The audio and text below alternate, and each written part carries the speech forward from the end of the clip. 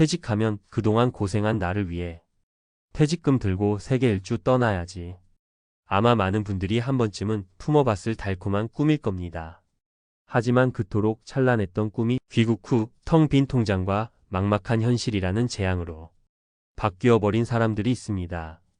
잠시 후 2억 원이라는 결코 적지 않은 퇴직금이 어떻게 공중에서 분해되고 행복했던 부부를 후회의 늪으로 밀어 넣었는지 그 생생한 이야기를 들려드릴 겁니다. 이 이야기는 결코 남의 이야기가 아닐 수 있습니다. 평생을 한 직장에서 성실하게 일하고 마침내 퇴직금으로 약 2억 원을 손에 쥔 김영수 씨. 그의 아내도 고생 많았다며 남편의 어깨를 두드렸습니다. 부부의 머릿속에는 오직 한 가지 생각뿐이었습니다. 지금 아니면 언제 가보겠어. 그 패기 하나로 부부는 망설임 없이 세계 일주 계획을 세웠습니다. 이 돈이면 충분히 아주 오랫동안 세상을 즐길 수 있을 거라 막연하게 믿었습니다. 여행은 꿈처럼 달콤했습니다. 에펠탑의 야경 아래서 와인을 마시고 스위스의 푸른 초원을 기차로 달리며 부부는 지나온 세월을 보상받는 기분이었습니다. 아름다운 풍경과 새로운 경험에 취해 언제 또 이런 기회가 오겠어? 라는 생각이 머리를 지배하기 시작했습니다. 최근 한 채널에서 소개된 실제 사례처럼 이런 한 번뿐인 인생이라는 감정적인 결정이 재정의 둑을 서서히 무너뜨리고 있었습니다. 계획에 없던 체류를 연장하고 이왕이면 조금 더 좋은 숙소, 조금 더 근사한 레스토랑을 찾게 됐습니다. 문제는 예기치 못한 곳에서 터져 나왔습니다. 갑작스러운 환율 급등으로 경비는 눈덩이처럼 불어났고 설상가상으로 현지에서 아내가 심한 감기 몸살로 병원을 찾았습니다. 대수롭지 않을 거라 생각했던 진료비는 수십만 원이 넘었습니다. 해외 의료비는 국내 건강보험이 보장하지 않으니 여행자 보험은 필수라는 현실적인 조언을 가볍게 무시한 대가였습니다. 결국 1년 반 만에 귀국한 부부를 맞이한 것은 텅 빈 통장 잔고였습니다. 2억 원이라는 큰 돈은 흔적도 없이 사라지고 당장 다음 달 생활비조차 감당하기 힘든 몇백만 원만 남아 있었습니다. 당장 내야 하는 지역가입자, 건강보험료와 각종 공과금, 생활비는 국민연금만으로는 턱없이 부족했습니다. 결국 부부는 환갑이 넘은 나이에 뒤늦게 아르바이트를 구하며 생활을 이어가고 있습니다. 김영수 씨는 씁쓸하게 말합니다. 여행의 즐거움이 지금의 이 고통만큼 가치가 있었는지 솔직히 잘 모르겠습니다. 김영수 씨 부부의 이야기가 너무 극단적이라고 생각하십니까?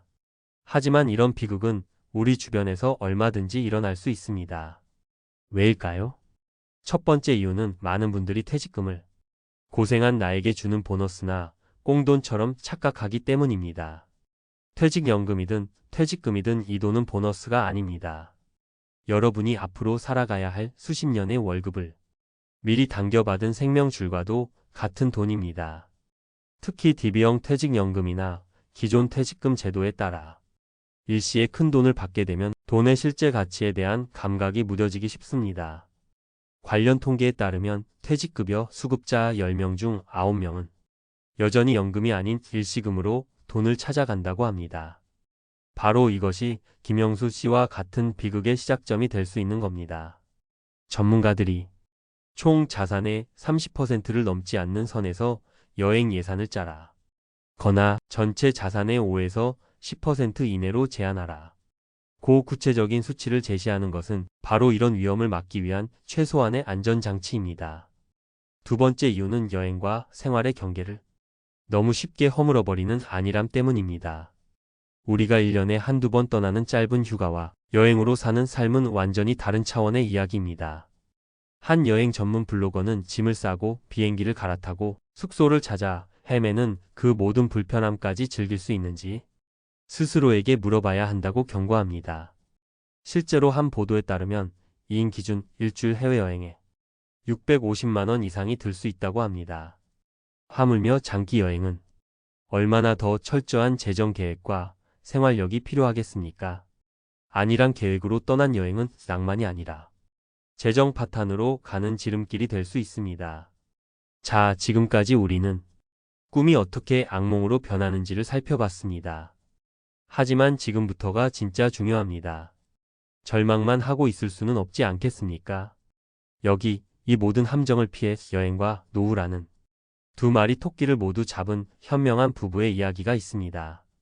떠나지 말았어야 했다며 후회한 안타까운 사례와는 정반대로 66세의 박서준 씨 부부는 성공적인 은퇴 여행의 교과서를 보여줍니다. 한 전문가의 상담 사례에 소개된 이 부부의 총 자산은 3억 원이었습니다.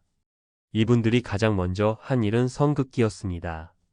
전체 자산의 단 7%, 즉 2천만 원만을 여행 예산으로 명확하게 책정했습니다.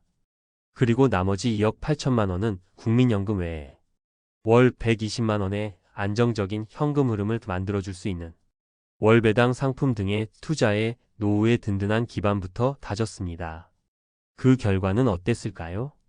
부부는 세계 일주라는 거창한 목표 대신 3개월 동안 유럽과 동남아, 일본을 나누어 여행하며 꿈을 실현했습니다. 더 중요한 것은 여행을 마친 후에도 이전과 다름없는 안정적인 생활을 완벽하게 유지할 수 있었다는 점입니다. 여러분이라면 이 상황에서 어떤 선택을 하셨을 것 같나요? 박서준 씨 부부는 이렇게 말했습니다. 여행도 좋지만 돌아와서 불안하지 않은 게 더 좋습니다. 이 한마디가 은퇴 후 여행을 준비하는 우리 모두가 가슴 가장 깊은 곳에 새겨야 할 핵심이 아닐까 싶습니다. 그렇다면 우리도 박서준 씨 부부처럼 현명하게 준비할 수 있는 방법은 무엇일까요? 두 가지 현실적인 대안을 제시해 드립니다. 첫째, 여행연금이라는 새로운 개념을 당신의 인생 계획에 도입하십시오.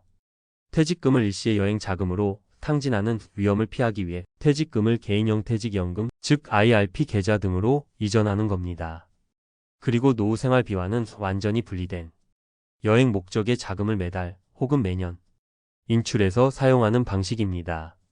IRP 계좌는 연간 최대 900만 원까지 세액 공제 혜택을 주면서 계좌 안에서 발생한 운용 수익에 대한 세금을 나중으로 미뤄주는 과세 이연 효과가 있습니다. 이를 통해 세금을 아끼면서 여행 자금을 더욱 효율적으로 운용하고 퇴직금 원금의 상당 부분을 지키면서 그 이자나 투자 수익으로 여행을 떠나는 마르지 않는 여행 화수분을 만들 수 있는 겁니다. 둘째, 만약 집 한 채가 전 재산이라면 당신의 집이 효자가 될 수 있습니다. 무리해서 집을 팔아 여행 자금을 마련하는 것은 최악의 선택이 될 수 있습니다. 그 대신 주택연금을 적극적으로 검토해 보십시오. 주택연금은 내가 사는 집에 평생 거주하면서 그 집을 담보로 매월 국가가 보증하는 연금을 받는 제도입니다. 부부 중 한 명이 만 55세 이상이고 공시가격 12억 원 이하의 주택을 소유했다면 가입할 수 있습니다. 이렇게 확보된 안정적인 월 현금 흐름의 일부를 차곡차곡 모아 여행 자금으로 활용한다면 소중한 보금자리를 잃을 위험 없이 꿈에 그리던 여행을 현실로 만들 수 있습니다. 퇴직 후 세계 일주. 정말 멋지고 가슴 뛰는 꿈입니다. 하지만 그 꿈이 당신의 남은 수십 년 인생을 위협하는 악몽이 되어서는 절대로 안 됩니다. 여행 가방을 싸기 전에 당신의 인생 계획표와 재무제표를 먼저 펼쳐보시길 바랍니다. 막연한 패기만으로 떠나는 여행이 아니라 철저한 준비와 지혜로 완성되는 여행이야말로 당신의 남은 인생을 더욱 풍요롭게 만드는 진짜 인생 선물이 될 것입니다. 오늘 내용이 당신의 행복한 노후 준비에 작은 등불이 되었기를 바랍니다. 영상이 도움이 되셨다면 구독과 좋아요 버튼 한 번씩 부탁드리며 비슷한 고민을 하고 계시거나 여러분만의 지혜가 있다면 댓글로 생각을 나누어 주십시오. 여러분의 이야기가 다른 분들에게 큰 힘과 용기가 될 수 있습니다. 감사합니다.